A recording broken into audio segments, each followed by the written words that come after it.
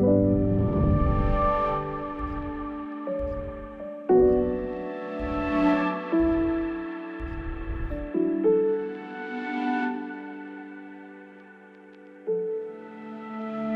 on est toujours dans la série qui va nous mener jusqu'à l'automne. Rendez-vous sur la montagne. Et je remercie Papa Emmanuel la semaine dernière qui nous a amené vraiment un message et pour animer cette soif et cette faim de justice en nous dans un monde où il y en a encore de moins en moins. Et aujourd'hui, nous allons visiter ensemble le verset 7 et le thème sera « Heureux les miséricordieux ». Et nous allons visiter le verset 7. « Heureux les miséricordieux, car ils obtiendront miséricorde. » Qu'est-ce que nous voyons dans le mot miséricordieux? Nous voyons le mot misère, nous voyons le mot Dieu et nous voyons le mot corde. Miséricordieux, c'est la miséricorde de Dieu qui envoie une corde dans notre misère, qui part du ciel et qui vient nous rejoindre. Mais c'est aussi une corde que je lance à quelqu'un qui est dans la misère et que j'attire vers Jésus. Heureux les miséricordieux, car ils obtiendront miséricorde. Bien sûr qu'on a déjà obtenu miséricorde, mais je crois que le miséricordieux qui a les deux mains comme ça pour recevoir la miséricorde doit apprendre à les tendre de cette façon pour redonner cette miséricorde à ceux qui ont besoin. Et le terme miséricordieux utilisé ici dérive du terme miséricordia, qui est le terme grec pour misère ou souffrance. C'est la pleine signification de ce mot est prendre à cœur la souffrance de l'autre avec l'intention de lui apporter réconfort et soulagement. Et c'est exactement ce que Dieu a fait pour nous. Il nous a manifesté sa grâce, son amour, sa compassion dans notre misère. Une autre traduction dit « Heureux ceux qui ont un cœur compatissant, sensibles à la misère d'autrui, car Dieu aura aussi compassion d'eux. » Une autre traduction nous dit « Ils sont heureux ceux qui sont bons pour les autres, parce que Dieu sera bon pour eux. » La miséricorde, c'est le fait d'obtenir ce qu'on ne mérite pas. Je ne mérite pas la miséricorde de Dieu, mais il me l'accorde par amour. Tout ce qu'on mérite, c'est le jugement éternel de Dieu. Le même Dieu qui se montre miséricordieux envers nous en Christ nous appelle à user de miséricorde les uns envers les autres. Serge Tarasenko dit ceci: « Si Dieu n'était pas mu par la compassion ou la miséricorde, le monde n'existerait plus et ce serait la fin de nous-mêmes et de la création. » Dieu maintient cette création à cause de sa compassion et sa miséricorde. Si il oubliait sa compassion et sa miséricorde envers nous une seule fraction de seconde, on serait tous anéantis. Et ce monde aussi. Sans la miséricorde de Dieu, sans le secours de Dieu, il n'y a que néant. Il n'y a rien. Seule la miséricorde de Dieu peut maintenir un monde aussi chaotique dans un semblant de droiture. Et Dieu y a placé son Église, nous, pour que cette miséricorde, sa miséricorde, puisse se déverser dans ce monde. Et c'est Jésus qui nous y appelle lui-même. En ce sens, dans Luc 6,36, « Soyez donc miséricordieux comme votre Père est miséricordieux. » Jésus met la barre très haute. Il veut qu'on manifeste la même miséricorde que Dieu nous a manifestée. Notre objectif est de manifester la miséricorde de Dieu aux autres. En fait, Jésus nous demande d'être la source de la miséricorde divine. Wow! Nous devons d'être en accord avec ce que nous avons reçu de la part de Dieu. D'avoir reçu la miséricorde de Dieu sans la redistribuer prouve que je n'ai rien compris ou prouve probablement que je ne l'ai jamais reçu. Nous sommes les dignes représentants de cette grande miséricorde qui nous a été accordée. Et Jésus nous l'explique dans ce sens. Portez attention aux mots soulignés en rouge. Mais moi, je vous dis, aimez vos ennemis, bénissez ceux qui vous maudissent, faites du bien à ceux qui vous haïssent et priez pour ceux qui vous maltraitent et qui vous persécutent, afin que cela prouve que vous êtes les fils de votre Père qui est dans les cieux.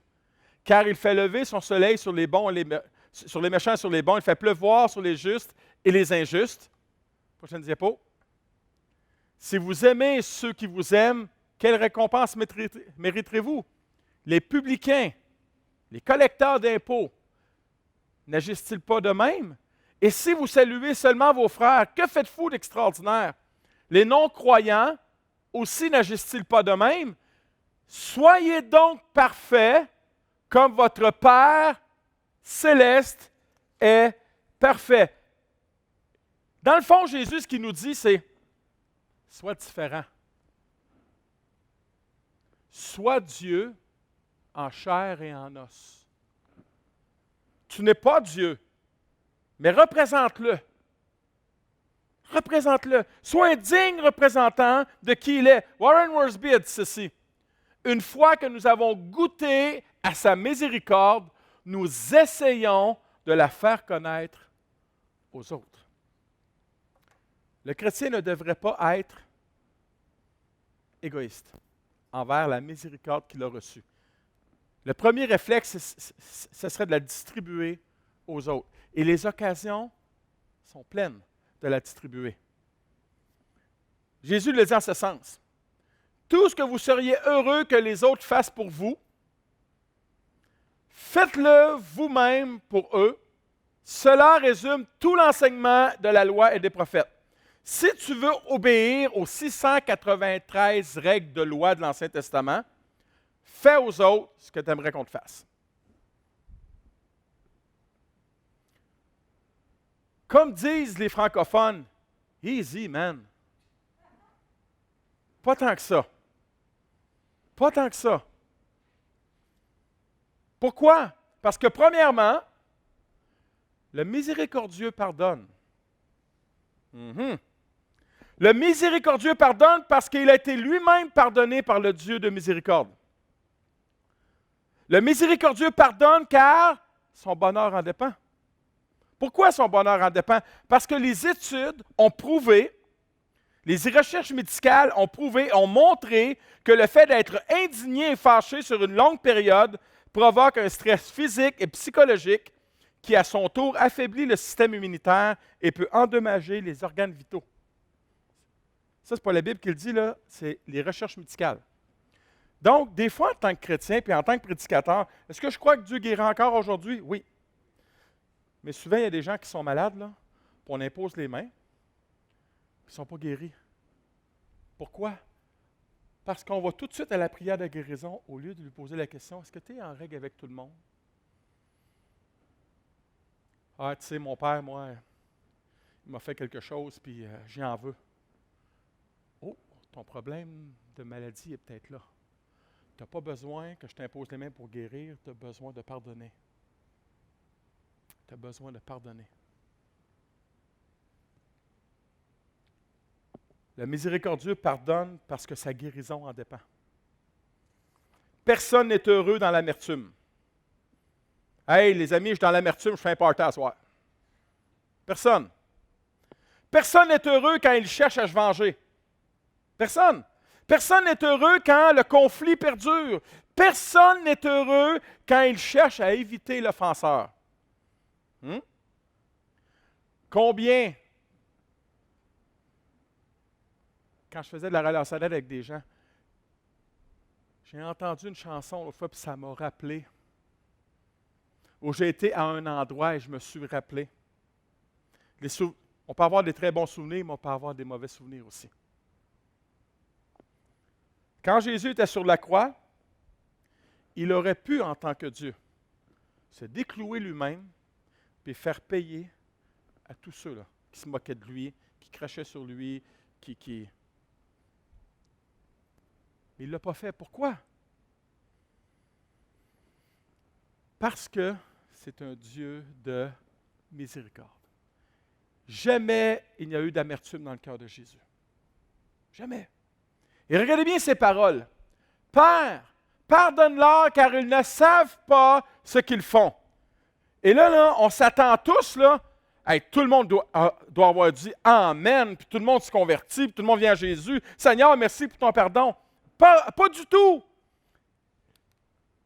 Qu'est-ce qui est manifesté? De l'indifférence. Jésus dit une des paroles les plus puissantes de l'Évangile. Et regardez bien ce qu'ils font. Suite à ces paroles, ils se partagèrent ses vêtements en tirant au sort. Aucune considération pour la miséricorde de Dieu. Et c'est encore la même chose aujourd'hui dans ce monde. On rejette Jésus, on rejette ces paroles de Jésus, on rejette le pardon de Jésus. Mais qu'est-ce que fait la miséricorde quand elle est méprisée? Bien, elle revient à la charge. Elle revient à la charge. Elle revient toujours à la charge. Pourquoi? Parce que la miséricorde ne s'épuise jamais. Rappelez-vous, les deux brigands au début, ils se moquaient de Jésus. Les deux. Mais à un moment donné, il y a un des deux, il y a un déclic. Il y a un déclic. Puis il va dire à Jésus, Jésus, quand tu vas arriver dans ton paradis, souviens-toi de moi. Jésus aurait pu lui dire, hey, je vais me souvenir de toi certain. Attends, mais que tu arrives en jugement devant mon Père. Tu t'es moqué de moi tantôt, tu vas payer pour. Il n'y a jamais eu d'amertume dans le cœur de Jésus. Une autre parole de miséricorde. Je te le promets, aujourd'hui, tu vas être avec moi dans le paradis. Wow! Nous qui aimons tant dire, il va payer pour. Attends, mais que je le voie et je vais dire ma façon de penser. Ça sent le vécu, hein? Mais non, Jésus n'est pas rempli. Et l'apôtre Pierre va poser une question assez spéciale à Jésus en ce sens. Alors Pierre se rapprochait de Jésus pour parler de miséricorde. Et lui demanda, « Seigneur, si mon frère ne cesse de pécher contre moi, combien de fois devrais-je lui pardonner? Irai-je jusqu'à 7 fois? » Il faut comprendre le contexte ici. Les religieux du temps, l'élite religieuse du temps disait, si tu vas jusqu'à 3, là, tu es vraiment le kingpin du pardon. Et Pierre, il dit, je vais pousser la loque plus loin, 7. Et Jésus va dire, non, mais non, Pierre, je ne te dis pas d'aller jusqu'à 7 fois, mais d'aller jusqu'à 70 fois 7 fois. Si vous êtes bon en mathématiques, c'est 490 fois. Mais ce que le texte ne dit pas, et quand on fait des recherches sur le texte, ça dit 490 fois pour le même péché dans la même journée. Donc, chérie, 490 fois pour le même péché dans la même journée. Alléluia. Je pense qu'elle va perdre patience après 3 fois. Mais ça, c'est une autre histoire. Imaginez la miséricorde. Et j'ai lu une histoire qui m'a fait sourire cette semaine. C'est l'histoire d'un fermier chrétien avec un fermier non chrétien qui reste à un côté de l'autre. Puis tu en as un, lui, il a des vaches laitières, puis l'autre, lui, c'est le gros jardin, puis tout ça. Et à chaque jour, la vache du non-chrétien vient patauger dans le jardin du chrétien. Mange ses choux, mange ses... Et à tous les jours, il ramène sa vache, puis à un moment donné, le chrétien perd patience. Toc, toc, toc, toc. Je ramène encore une fois ta vache. Puis si elle revient dans mon jardin, et là, le non-chrétien dit, « Ah oui, tu vas faire quoi? » Et c'est comme si le chrétien est saisi d'une miséricorde. Ben, je vais encore la ramener. La miséricorde qui revient à la charge et qui revient à la charge. Accorder la miséricorde, c'est justement de relâcher la corde avec laquelle que je me suis peut-être attaché dans l'amertume. Comment est-ce qu'on peut se libérer de la corde avec laquelle je suis attaché? En me détachant et en offrant miséricorde pour l'autre. En l'accordant mon pardon. Parce qu'accorder le pardon, c'est littéralement lancer la corde qui me donne la paix avec Dieu et avec l'autre. L'apôtre Paul nous le dit en ce sens dans Romains chapitre 12. Ne rendez à personne le mal pour le mal, recherchez ce qui est bien devant tous les hommes, et s'il est possible, et c'est possible, autant que cela dépend de vous, Ça dépend de vous. Soyez en paix avec tous les hommes. Peut-être que les autres ne voudront pas être en paix et en harmonie avec toi, mais toi, sois en paix. N'aie rien à lui rendre. Ne réclame rien de lui. Sois en paix, fais miséricorde. J'ai reçu de la part de Dieu une grâce et un pardon que je ne méritais pas, alors qui suis-je pour refuser la miséricorde et le pardon à l'autre? Facile? Ça serait facile, tout le monde le ferait. Ma vie devrait manifester la beauté du pardon de Dieu. Ma vie devrait manifester la gloire de sa miséricorde. Et une des plus belles histoires qui manifeste une gloire, la beauté de la miséricorde, c'est l'histoire du fils prodigue. Le fils prodigue qui prend son héritage, va mener la grosse vie, tombe dans une misère, je le dirais comme ceci, dans une misère misérable. C'est profond, ça. Une misère misérable. Y a-tu besoin de la corde, lui? Je pense que oui. Et regardez bien, le texte est saisissant et des fois, quand on passe par-dessus, on ne saisit pas. J'ai souligné en rouge pour vous. Comme il était encore loin, tu ne seras jamais assez loin pour que le Père ne te voie pas.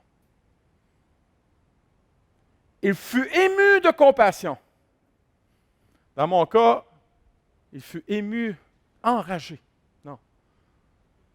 Il courut se jeter à son cou et l'embrassa. Le grec dit, il l'embrassa longuement. Wow! Wow, wow et re-wow.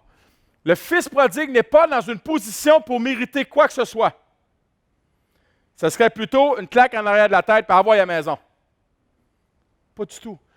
Parce que le Père n'est pas habité par ce genre d'attitude. Le Père est rempli de miséricorde.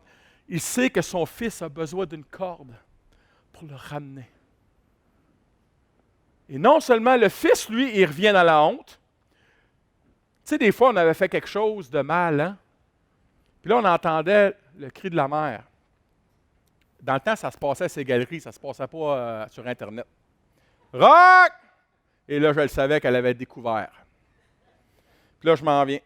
Et que j'ai pas hâte d'arriver. Le fils prodigue, c'est la même chose. Il n'a pas hâte d'arriver. Il a peur de la réaction du Père. Il n'a même pas le temps d'arriver, c'est le Père qui va le rejoindre.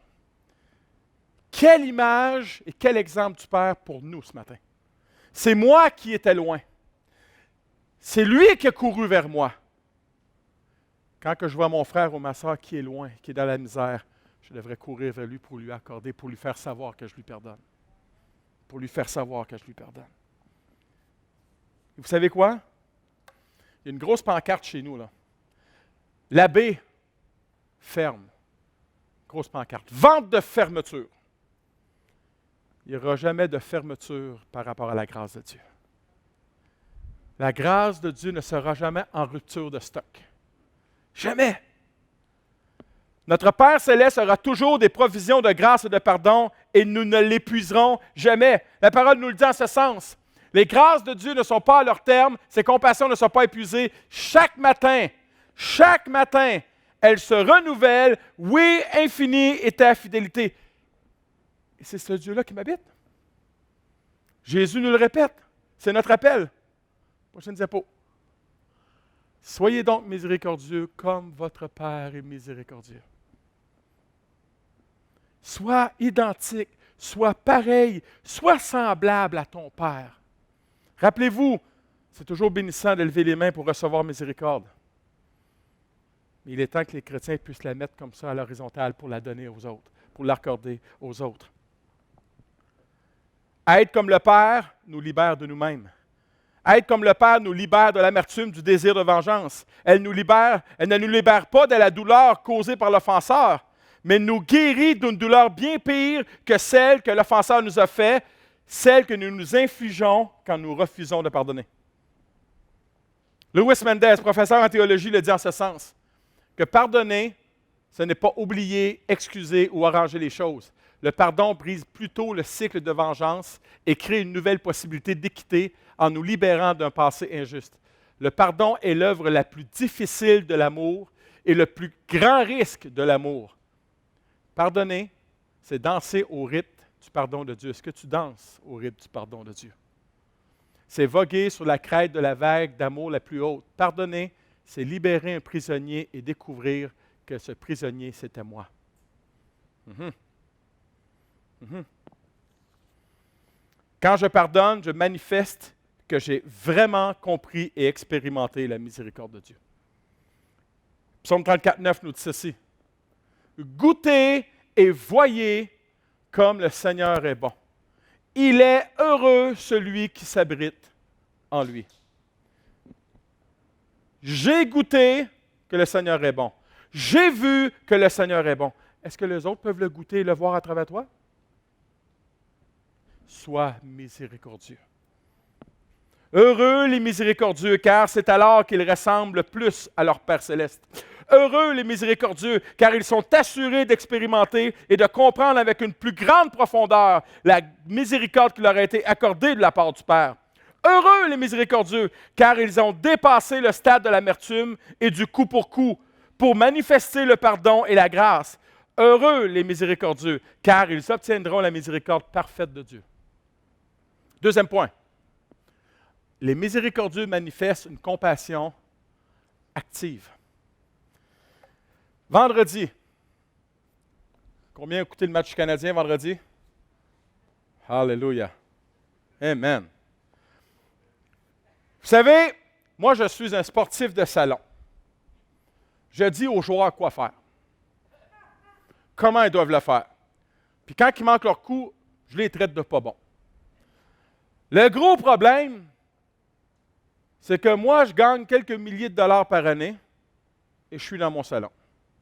Eux font des millions et ils jouent au hockey. Et ma femme me regardait en voulant dire, elle est grande. Ce que je veux dire par là, le miséricordieux n'est pas un sportif de salon. Le miséricordieux n'est pas assis sur la miséricorde de Dieu simplement pour être assis dans la miséricorde de Dieu. Il est impossible pour un miséricordieux d'être une personne passive. Il est impossible pour un miséricordieux d'être insensible et indifférent à la misère des autres. Pourquoi? Parce que Jésus, le Seigneur miséricordieux, habite dans leur cœur. L'indifférence manifeste ce qu'il y a de plus laid chez une personne et particulièrement chez un chrétien. L'indifférence signifie littéralement insensibilité et absence d'intérêt. Prochaine diapo, bien-aimé. Cet homme, c'est un photographe dans les années 70, un photographe britannique, Kevin Carter. Et Kevin Carter a pris cette photo, qui a gagné un prix Pulitzer, où on voit un enfant qui est sur le point de mourir, et on voit le vautour derrière qui attend juste que l'enfant meure pour aller le manger. Et le hic, c'est que cette image est restée ancrée dans la pensée de Kevin Carter, et tellement qu'il s'est suicidé 6 mois plus tard. Pas capable de s'évacuer cette image. Mais avant de mourir, il a dit ceci. Dans l'indifférence de ceux qui voient et laissent faire, ceux qui savent et haussent les épaules, ceux qui ne voient plus ne voudraient plus rien voir, ceux qui vous diraient, citant le bon sens de l'absurde, est-ce que l'humanité était au programme de la création? Je dirais que oui. La croix me prouve que l'humanité était au programme. Mais ce n'est pas Dieu le responsable. C'est l'indifférence de chaque être humain sur la planète. C'est l'indifférence manifestée les uns qui affecte les autres. Et cette semaine, dans les années 80, à l'école, je me souviens, on parlait beaucoup d'Éthiopie, puis la famine là-bas, et on ramassait des fonds avec l'UNICEF. On a même fait une chanson avec Live Aid, Do They Know This Christmas, et tout ça pour faire de l'argent pour l'Éthiopie. Et j'étais étonné encore cette semaine dans le Journal de Montréal, un article, Éthiopie, 91% de la population du Tigré a besoin d'aide alimentaire. 91%. 40 ans plus tard, il n'y a rien de changé. Pourquoi? Ceux diront, parce que Dieu a le dos large, c'est la faute de Dieu. Pourquoi il permet la souffrance? Hey, regarde-toi dans le miroir, tu as un rôle à jouer là-dedans. C'est à cause de l'indifférence de l'homme. Et là, on a débloqué 203 millions. Mais c'est des pécadilles, 300 000, 91% d'une population qui risque de mourir de faim. On est en 2021. Si cela ne touche pas les chrétiens, ils n'ont pas rien compris à la miséricorde. J'étais troublé quand je lisais l'article encore cette semaine. Un autre article qui m'a troublé. Les restes de 215 enfants autochtones découverts en Colombie-Britannique. Ce qui m'a troublé encore plus, c'est une Église qui prêche la miséricorde, qui refuse de s'excuser et d'admettre sa responsabilité. Une Église qui allait arracher ses enfants de leurs racines familiales, approuvée par un gouvernement, mis dans des pensionnats, et on voit le résultat. Celui qui est animé d'une miséricorde de Jésus sait ce que Jésus a dit, « Laissez venir à moi les petits-enfants ». Le cœur de Dieu doit être complètement brisé, et depuis longtemps d'ailleurs. L'indifférence, c'est de se prioriser au détriment de l'autre. Hein? La philosophie de ce monde, pense à toi en premier. Pense à toi en premier. L'indifférence, c'est de passer outre quand la situation me demande d'arrêter. L'indifférence, c'est de ne rien faire quand je peux faire quelque chose. L'indifférence, c'est de volontairement ne rien voir quand je vois clairement. Hein?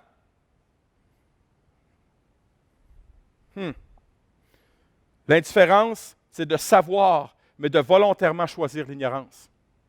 L'indifférence, c'est de dire, l'indifférence, c'est de dire, oh, l'autre va le faire à ma place. L'indifférence, c'est de trouver toutes sortes d'excuses pour éviter mes responsabilités de venir en aide à quelqu'un. L'indifférence, je l'entends souvent, l'indifférence, c'est de se servir de l'excuse de la fatigue, mais de s'endormir devant la télévision en écoutant une série Netflix. Tu es trop fatigué pour aider, mais pas assez fatigué pour t'endormir sur une émission à la télévision. C'est ça l'indifférence. L'indifférence, c'est d'être insensible à la souffrance des autres. Le mot compassion signifie littéralement en latin compassion, qui signifie je souffre avec. Le terme compassion signifie être affecté, touché par la souffrance des autres et déterminé par ce qui peut être fait à ce sujet. Tout le monde connaît, tantôt, je prêche ça, là, avant midi, là. Tantôt, il y a un monsieur en bedaine, pauvre, scooter, vient d'arriver en ville. Il a faim. J'ai dit, écoutez, j'ai dit, là, présentement, mais revenez demain. Mais il dit, là, parce que j'ai faim maintenant. Et savez-vous quoi, ce que le Saint-Esprit m'a dit? On oublie vite, hein? Je voulais te prêcher là-dessus. Miséricorde. Ah, j'ai dit, va-t'en dans le côté, je vais te faire un panier. On oublie tellement vite. Et savez-vous qu'est-ce qu'il a dit? C'est vraiment pour moi un Samaritain. Je ne suis pas sûr qu'il a compris, j'ai dit, Jésus t'aime. Ah, il dit, moi aussi. Mais c'est pas grave. Mon travail de miséricorde t'a fait. La parabole du Samaritain. Rappelez-vous qui a passé outre? Un sacrificateur qui connaît Dieu, qui connaît la loi de Dieu, qui sert Dieu. Tout de suite après, un Lévite. Et le texte nous dit, ils passèrent outre. Passèrent outre, dans le grec, savez-vous ce que ça veut dire? On l'emploie en québécois en plus. Ils ont changé de trottoir. Ils l'ont vu, ils ont su, passèrent outre.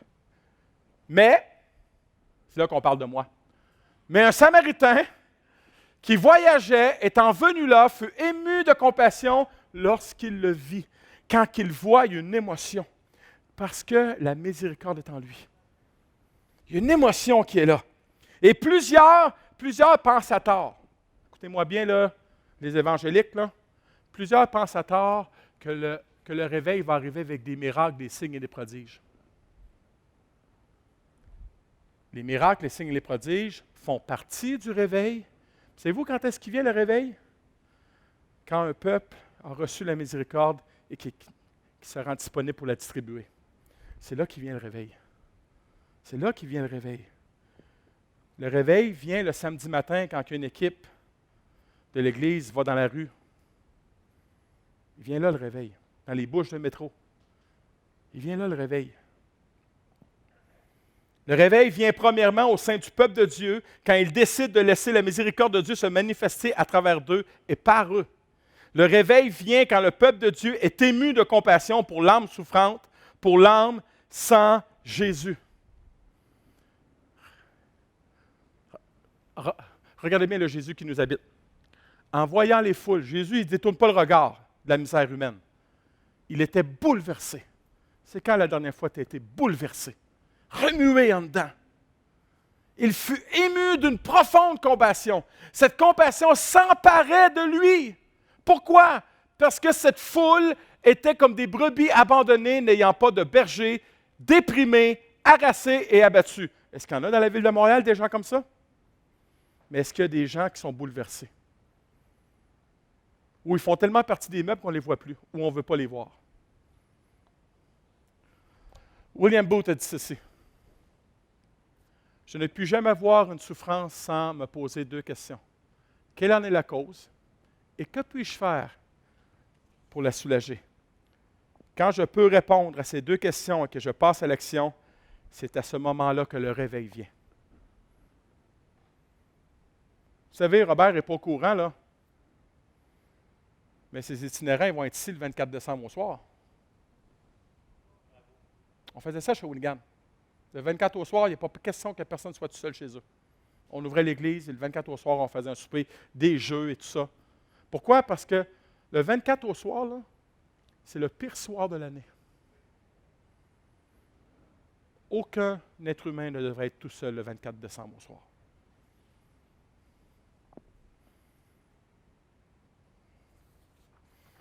Troisième point, je termine.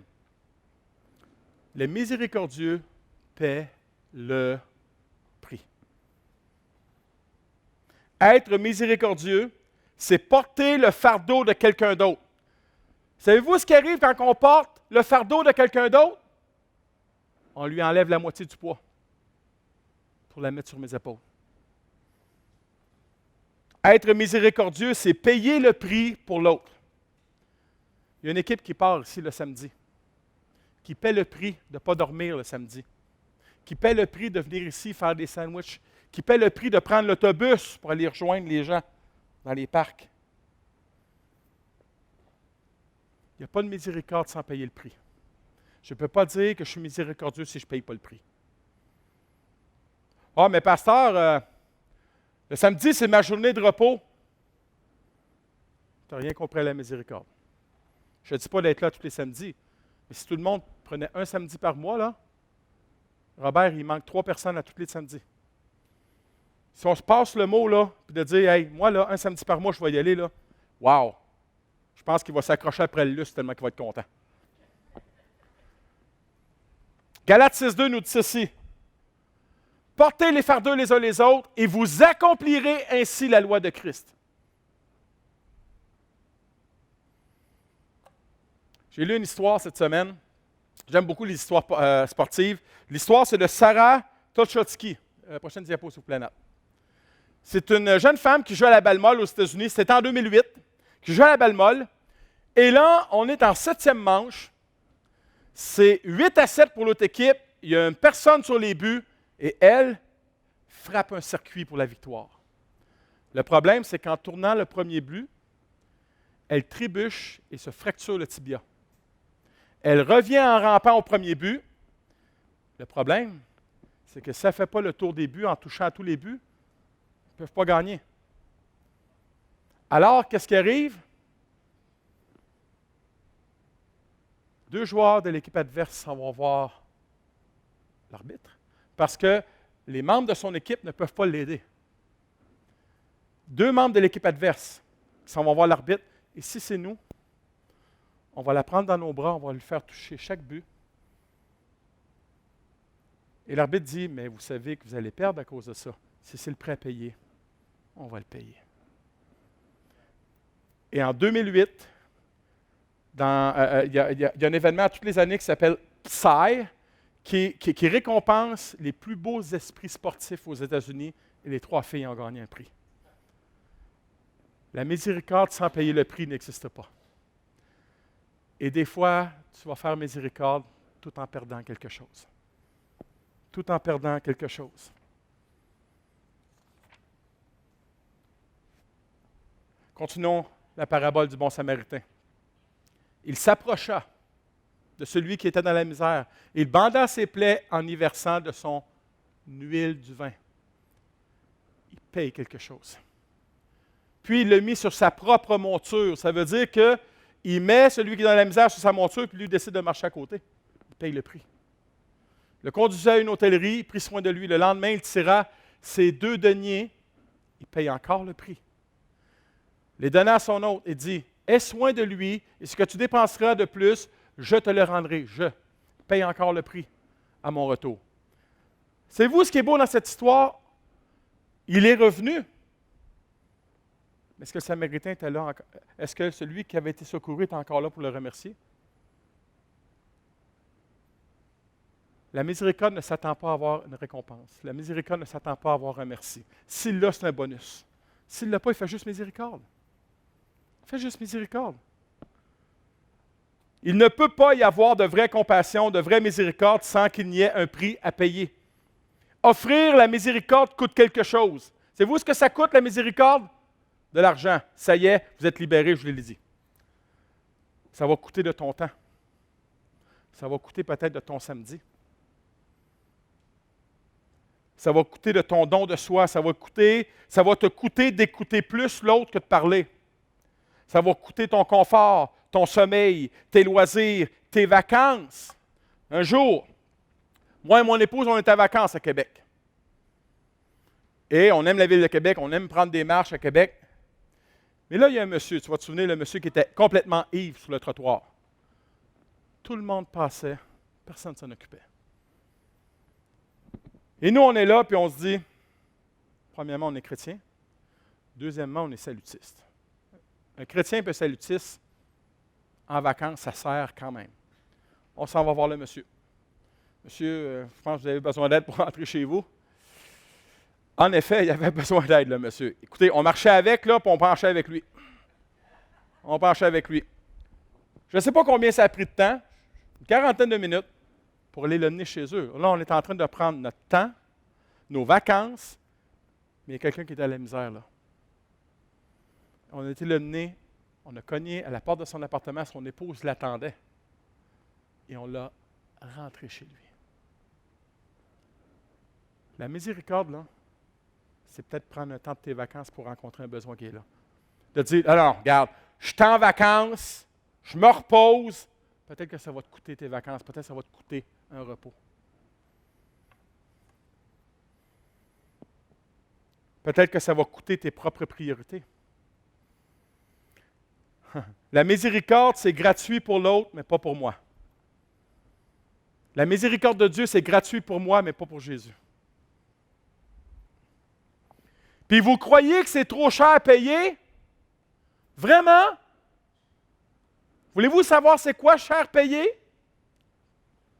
Car Dieu a tant aimé le monde qu'il a donné son Fils unique, afin que quiconque croit en lui ne périsse point, mais qu'il ait la vie éternelle. Ça, c'est cher payé. Fait que parle-moi pas ce matin que tu as payé le gros prix. Lui a payé le gros prix. Ça, c'est cher payé. Ton cher payé ne va même pas à le petit ongle, le petit bout de l'ongle de l'orteil comparé à ça. Car Dieu a tant aimé le monde que ce sont nos souffrances qu'il a portées. C'est de nos douleurs qu'il s'est chargé. Car Dieu a tant aimé le monde que nous l'avons considéré comme puni, frappé de Dieu et humilié. Car Dieu a tant aimé le monde qu'il a été blessé pour nos péchés, brisé pour nos iniquités. Car Dieu a tant aimé le monde, car le châtiment qui nous donne la paix est tombé sur lui. Ça, c'est cher payé. Bien sûr qu'un prêt payé, bien sûr qu'il va être cher. Bien sûr. Mais comparé à Christ, pas du tout. Cher payé, déclaré coupable pour que je sois déclaré innocent. Cher payé, Jésus séparé de Dieu pour que je n'ai jamais à être séparé de Dieu. Cher payé, il a été fait pour nous pécher afin que nous soyons acquittés. Voilà le prix de la miséricorde. J'aimerais vous terminer avec un témoignage. Quand je vous dis vous avez hérité du pire pasteur que vous priez pas hériter, pour le vrai, je suis un pécheur, je vais vous le prouver encore. La semaine dernière, je pars, je suis convaincu d'avoir une belle après-midi. Le repos. Je mérite ça. Je reçois un téléphone. Pasteur Mauricio, il n'y a pas la clé pour rentrer dans le sanctuaire. Et là, je pars en louange. Mais non. Et là, je dis à ma femme, tu vois, tout repose sur moi, tout repose sur mes épaules. Tu vois, il n'y a pas moyen d'avoir un après-midi pour me reposer. C'est pour ça que je peux pas prendre de vacances. Alors, je pars avec la clé. Et tout le long dans l'auto, il n'y a aucune louange qui monte vers Dieu. Et en plus, pour m'aider dans ma situation, bouchon de circulation. Ça, c'est votre pasteur en passant. Puis là, j'arrive ici. Allô, Mauricio? Je suis désolé, Mauricio, j'ai oublié la clé, puis il n'y a pas de problème. Puis, il n'y avait même plus de cordes sur mon violon, d'ailleurs. Et là, je rouvre la porte, puis j'ai dit, tant qu'à être ici, je vais rester ici pour la réunion, tu sais. C'est notre église fille, puis je veux l'encourager, J'ai compris peut-être 40% du message. Mais ils ont mis un chant. On était 6. 2 petits-enfants, une femme qui est là, plus la famille à Mauricio. Là, le chant commence, en espagnol. Et je sens la présence de Dieu venir sur moi. Puis là, je commence à pleurer. Et là, je commence à demander pardon. Et là, j'ai senti toute la miséricorde de Dieu sur moi, alors que je ne la méritais pas du tout. Mais pas du tout. J'avais tout fait pour ne pas l'avoir, la miséricorde. 0! Je texte à ma femme, la présence de Dieu était tellement présente, puis je pleurais, puis je pleurais, puis je pleurais. Je pleurais dans l'auto, je pleurais la rendu chez nous. Est-ce que je méritais la miséricorde de Dieu? Absolument pas. Tout ce qui était en moi, là, je ne voulais même pas descendre pour lui donner la clé. Je l'ai fait par obligation. Je ne l'ai même pas fait par amour. C'est ça, votre pasteur. Eh oui. Il y avait un prix à payer, puis je ne l'ai pas payé. Mais Dieu l'a payé pour moi. Et sa présence est venue m'envahir. Et je pleurais. Je ne comprenais même pas le chant. Je comprenais peut-être 2-3 mots. J'ai tellement été touché par le chant, j'ai dit, envoie-moi-le par texto. Je vais l'écouter, ce chant-là. Bien-aimé, il ne peut pas y avoir de réveil sans payer le prix qu'exige la miséricorde. Heureux les miséricordieux, car ils obtiendront miséricorde. Bien-aimé, l'Église de Jésus-Christ est dans une paralysie miséricordieuse.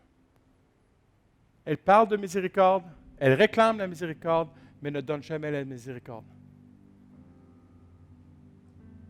Tantôt, je vous ai dit que Robert, il lui manquait 3 personnes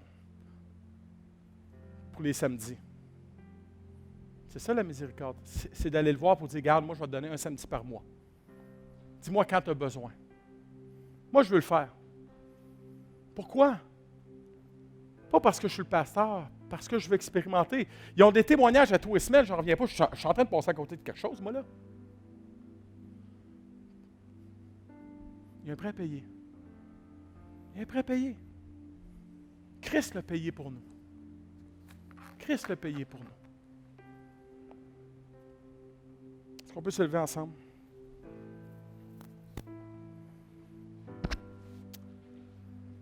Oh Seigneur Dieu, pardonne-nous, pardonne-moi mon égoïsme. Pardonne-moi d'être centré sur mon petit nombril de miséricorde. De l'avoir juste pour moi, d'en profiter juste pour moi. Alors, Papa, que tu nous appelles tellement à être des distributeurs de miséricorde.